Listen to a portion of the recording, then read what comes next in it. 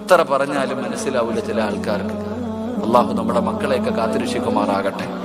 ഇപ്പൊ എല്ലാം സ്റ്റാറ്റസ്, എന്താ പറയാ, പ്രൊഫൈൽ.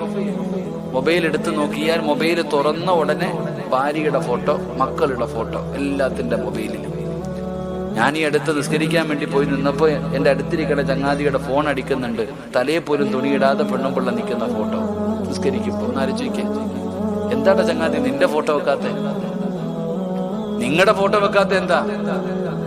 അൽഐനു ഹഖ്കുൻ, കണ്ണീർ സത്യമല്ലേ? നബിതങ്ങൾ പറഞ്ഞില്ലേ, നീ കണ്ണാടിയിൽ നോക്കിയിട്ട് നീ പോലും പറയരുത് നിനക്ക് ഗ്ലാമർ ഉണ്ടെന്ന്. കണ്ണാടിയുടെ മുമ്പിൽ പോയി നോക്കിയിട്ട് എന്താ അല്ല ഗ്ലാമറൊക്കെ ആയോ പടച്ചോൻ, എനിക്ക് സൗന്ദര്യം ഉണ്ടെന്ന് നിങ്ങൾ തന്നെ പറയരുത്. കാരണം എന്തേ? നിന്റെ നാവ് എങ്ങനത്തതാണെന്ന് നിനക്കറിയില്ലല്ലോ.